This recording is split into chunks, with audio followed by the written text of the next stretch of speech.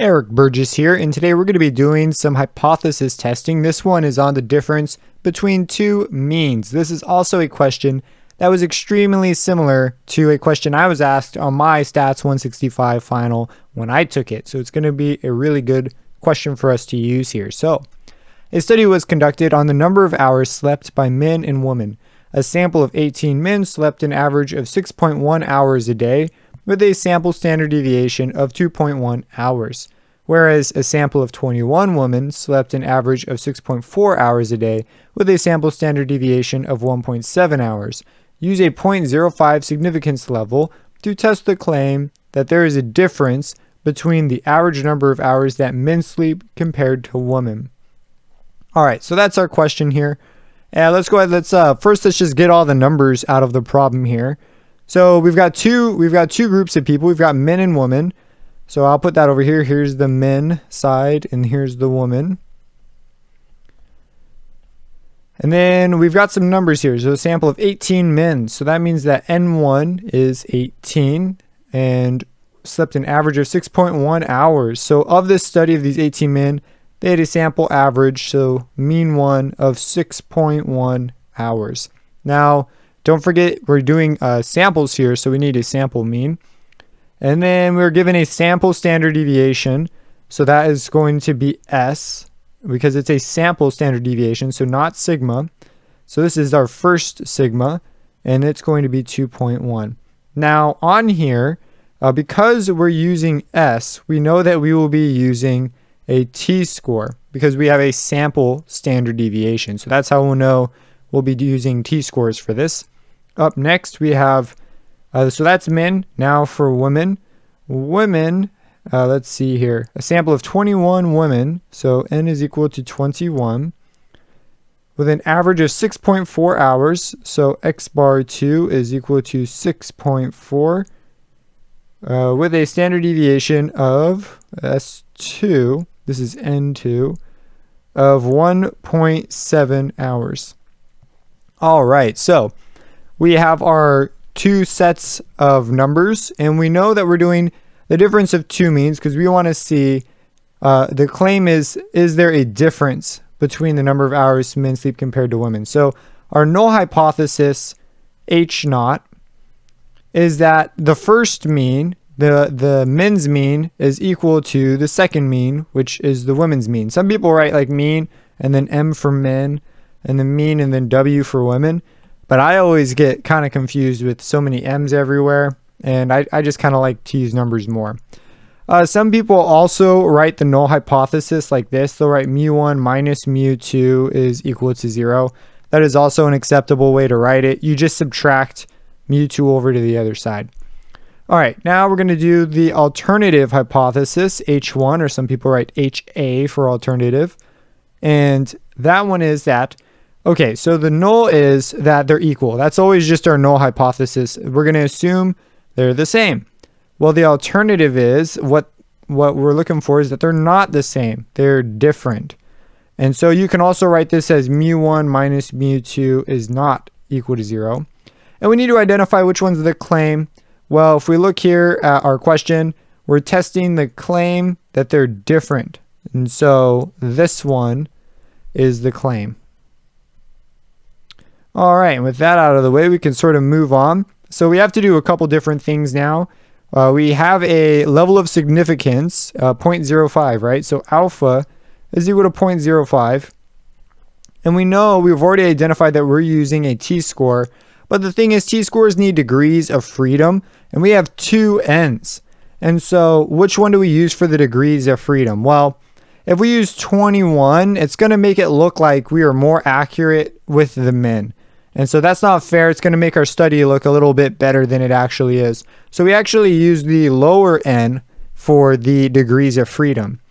And so our degrees of freedom in this case will be 17, right? Because it's n minus 1. So it'll be 18 minus 1, that's 17. So this is going to give us our critical value. We'll write critical value, and let's go ahead and find that. So degree of freedom 17, and we have an alpha 0.05. We also need to know how many tails. We look over here and we say, well, we've got a not equals to sign. So that indicates to us that it's a two-tail test because there's going to be some on the left tail and some on the right tail because either one of those could be not equal to.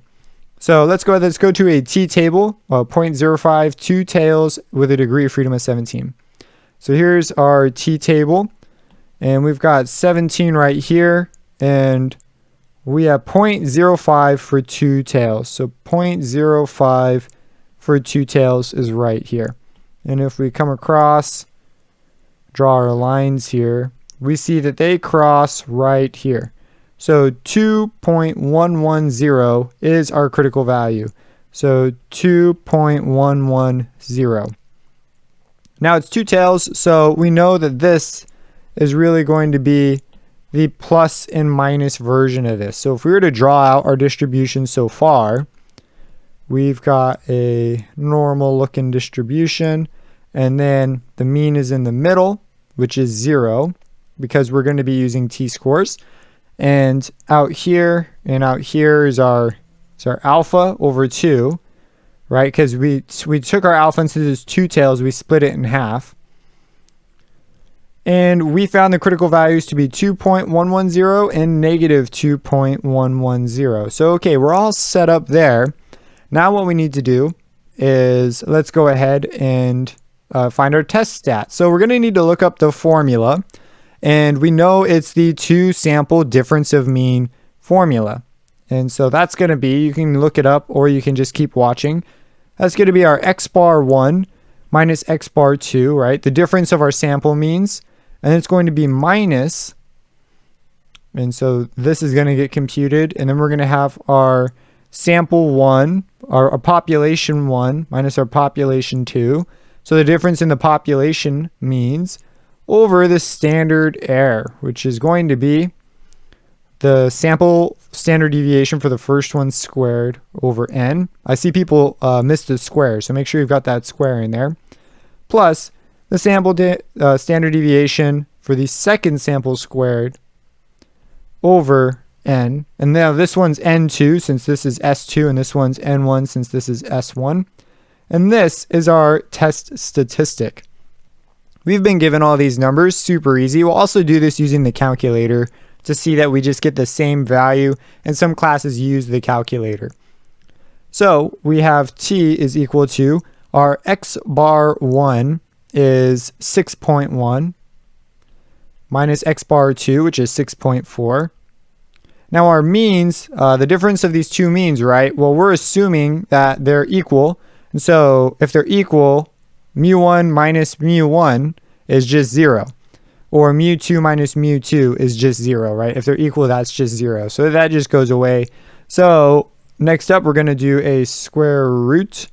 And now we have S1, that's simply 2.1 squared, divided by N1, that's 18. And then we're going to do plus S2 squared. S2 is 1.7 squared. And then we're going to divide by N, which is 21.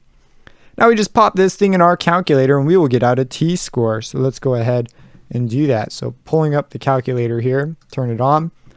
All right, now the first thing we want is a fraction. We know that the fraction stuff is in the first function menu. That's green, so we hit the green button and then the y equals.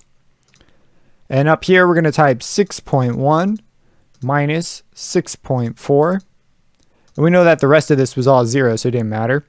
And now we want a square root. That's blue. That's right here, so we hit the blue key. And we want more fractions, so we go ahead. We go back to our F1 menu. That's green, so we hit the green key. Another fraction, 2.1 squared over 18. And then we're going to add to it another fraction, green key F1.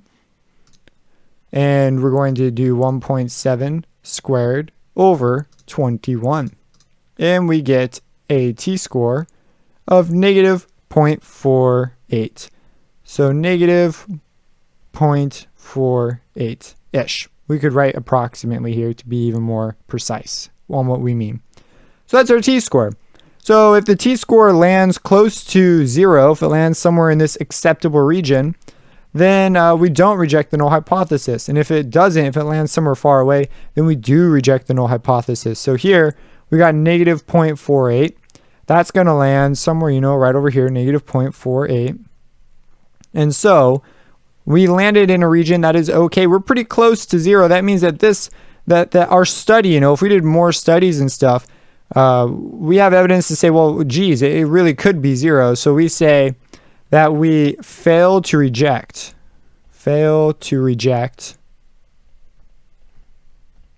H naught. All right. And if we fail to reject H naught, if we come over here, so this is H naught, and we're saying that, hey, this could be true. So we're supporting this. We did not reject it. Could potentially be true. And so our claim is H1. And because we think this is true, we think this is probably false. And so we'd say we do not have evidence to support the claim. There is not evidence to support the claim. There is not evidence. Because we did a test and we did a study, right? We did a study with 18 men, 21 women. We got some evidence over here. And according to our evidence, we produced this t-score. And so that's our evidence. So that's why we're saying if we reject H naught, then we didn't have evidence. There is not evidence to support the claim, which was the alternative, right? To support the claim. So that is how you would do this problem. And what we would want to do now is check our answer, right? So maybe we made a mistake somewhere. Well, we can go ahead and do that. So let's go ahead and go into stat and to tests, because we want to do a t-test. So 2-sample t-test, and that's right here, 2-sample t-test. And right, we know it's 2-sample t-test because we have 2 samples, 2 groups. Oh, and I left a little marking over there. We have 2 samples, 2 groups, and we have stats for each of them. So we're going to choose that one. So we choose number 4. And we don't have data. We have the actual statistics. We don't have to compute that. So we're going to go to stats. And our first statistic is the first mean. And so that is 6.1. Our next one is 2.1. That's our standard deviation for the first group. And then we had 18 people in that first group. Our next mean was 6.4. And their standard deviation was 1.7. And they had 21 people in their group. Now, our alternative, right, they need this so that they can determine what the critical value is. Our alternative was that it is not equal to, and so we choose that one. And we come down, pooled, no, and we hit calculate. All right, and look at this. They got the exact same t-score.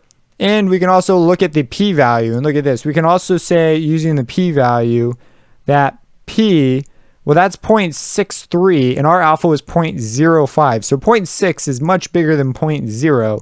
And so p is greater than alpha, which is another way to show that we are within the area over here. We're inside this area, right? Because alpha is 0.05. So the rejection region would cover 5% of the curve, which would just be this times 2, the shaded region over here. Times 2, but ours is bigger. So we would be just outside of this curve. We would be in the safe region over here. So this is another way that's using the p value in order to tell. And that is how you do it using the calculator. So if you have any questions about this, let me know, subscribe, and we will see you in the next question.